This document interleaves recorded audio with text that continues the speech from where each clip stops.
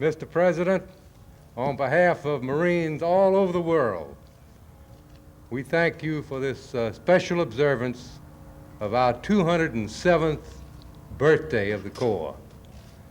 This is a recognition that Marines, regular, reserve, retired, former, are very attentive to every year. It's a tradition, including the cake cutting, which we follow with great fidelity. And I think it's most appropriate this bright, beautiful early morning in Washington on November the 10th, 1982, that the Commandant should cut this cake and give the first piece to our Commander-in-Chief. Sir, you honor us, and we thank you.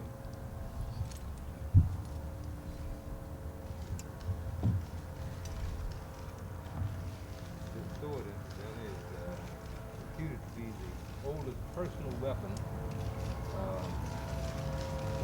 in all of the service.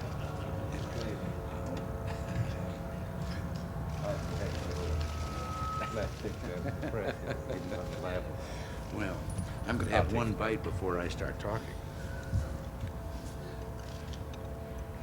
No, I hope I can still talk. Are they going to eat that, or? I'll finish that a little later, but it's delicious. General Barrow, when we think of the Marine Corps, the thought of a piece of cake doesn't exactly come to mind. But I'll enjoy this one, as I say, a little later. I know that Marines pride themselves on being gung-ho. I also know that it's a great risk in talking to any group to try to tell an anecdote or story that has to do with their particular calling.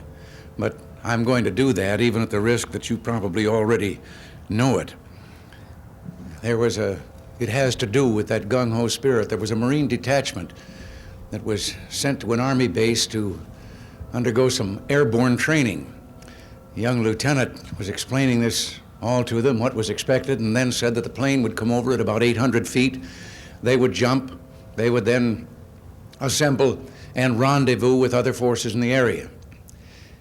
And when he finished, the Marines there went into a kind of huddle, and pretty soon several of them, as spokesmen, approached the lieutenant, and they said, Lieutenant, could the plane maybe come over a little lower, say at about 500 feet?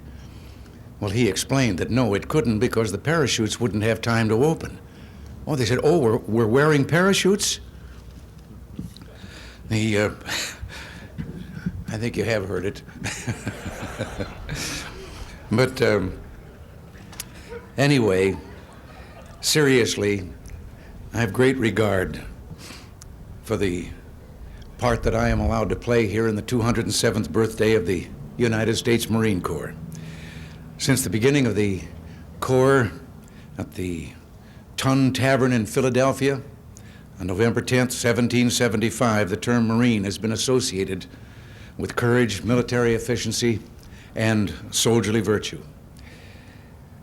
You have established a reputation of being the first to fight, and you did it in the old-fashioned way. You earned it. For 207 years, you've been there whenever and wherever our country needed you.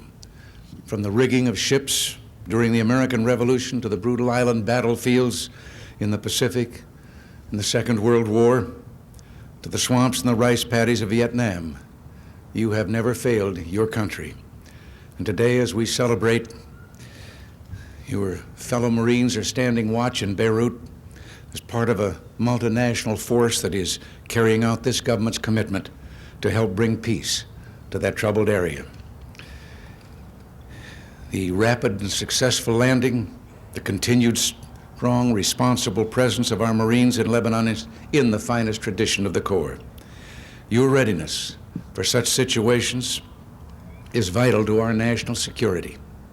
So today, on your 207th birthday, I salute Marines, former Marines, and their families everywhere. Whether in land, sea, or air, Marines have been semper fidelis, always faithful to their country. And speaking for all Americans, I thank you for it. And I am convinced that when we get to heaven, we'll find the streets are guarded by United States Marines. Thank you and happy birthday.